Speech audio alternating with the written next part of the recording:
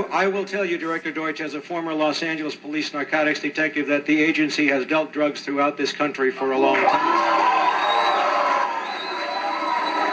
Director Deutsch, I will refer you to 3 specific agency operations known as Amadeus, Pegasus, and Watchtower.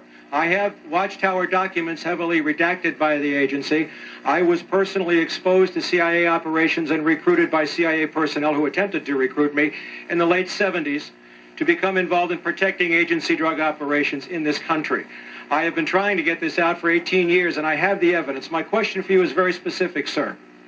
If in the course of the IG's investigations and Fred Hitz's work, you come across evidence of severely criminal activity, let him speak and it's classified, will you use that classification to hide the criminal activity, or will you tell the American people the truth? For the record, my name is Mike Ruppert, R-U-P-P-E-R-T. I did bring this information out 18 years ago, and I got shot at and forced out of LAPD because of it. I've been on the record for 18 years nonstop, and I'll be happy to give you, Congressman, anything that I have. When a report revealed that the government itself may have been running drugs, the head of the DEA at the time, Robert Bonner, said that a ton of pure cocaine worth hundreds of millions of dollars had been smuggled into the United States. And he blamed the CIA, saying the agency had joined the Venezuelan National Guard in drug smuggling. Let me understand what you're saying. A ton of cocaine was smuggled into the United States of America by the Venezuelan National Guard? Well, in cooperation with the CIA? That's exactly what appears to have happened.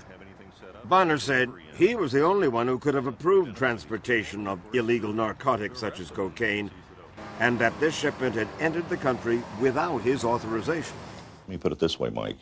If this has not been approved by DEA or an appropriate law enforcement authority in the United States, then it's illegal. It's called drug trafficking. It's called drug smuggling. Former DEA agent Levine said that equally shocking was the fact that for more than 30 years, the federal government had protected some drug dealers. As officers in the narcotic war, we saw the political choice made up close and personal. One example, Levine said, was during the Nixon administration when he was about to bust a major source of heroin. And I was stopped cold, because that source were our allies in the Vietnam War. Levine said this was not an isolated incident, that it had happened many times in his 25-year career. What role did the U.S. government play in bringing crack cocaine into L.A.'s poor black neighborhoods? The government needed this money to fight this war over in Nicaragua. Investigative reporting is being sort of squeezed out of the picture, and I think intentionally, because it tends to ruffle feathers. I mean, good investigative reporting does ruffle feathers, and it draws lawsuits, and it gets newspapers in trouble. My name's Gary Webb. I am an investigative journalist. I've been an investigative journalist for about 25 years for daily newspapers, and in 1996 I wrote a series of stories entitled Dark Alliance, which was about CIA involvement in drug trafficking.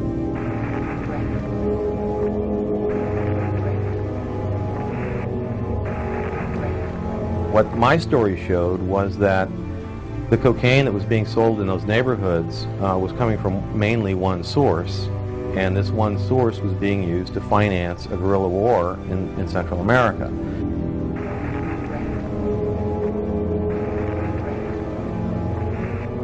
The general idea of the CIA dealing drugs was something that the American mainstream press had never written about before, and that's why it prompted outrage among blacks, among drug reform activists, among politicians, by the CIA, by every federal agency involved in the drug war, because it showed they weren't doing their jobs, that it was a fraud.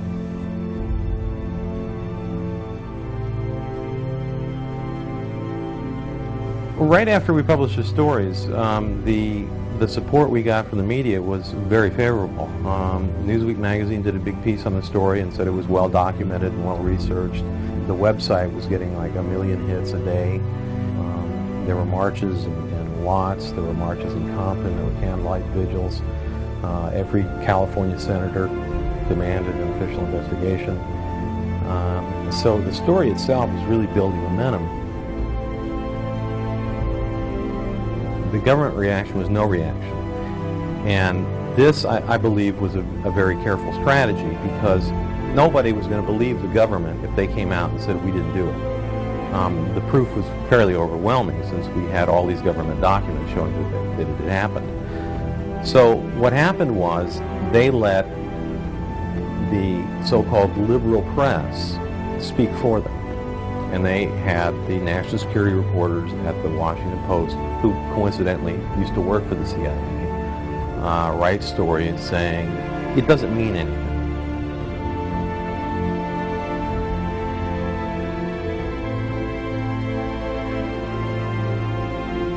It was a distraction from what the story said, and it became sort of a media war between the Mercury News, which stood behind the story at that point, and the rest of the establishment media, who wanted us to back away from it.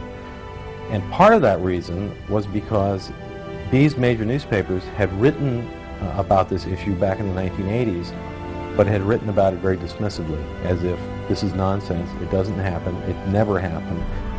And then 10 years later, we came back with documentation showing that it was absolutely true, and that it was worse than we had imagined. We had gotten the story out around them, and we had gotten it out in a big way that they couldn't control, and that was through the internet.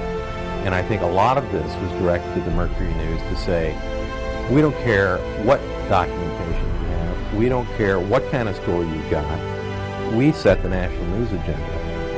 And if we don't like your story, we will kill your story regardless of its truth.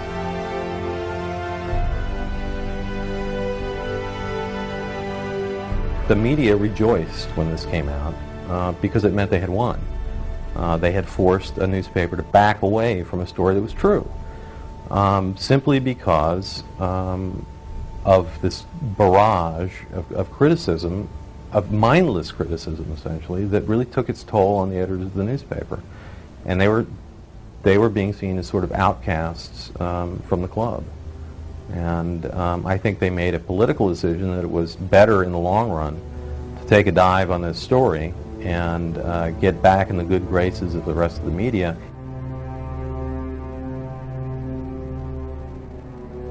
It was essentially a war between my editors and myself, because I wouldn't apologize for the story or back away from the story, and fought them on it publicly. And so they transferred me to a bureau that was 140 miles from where I lived, and I called in sick a lot.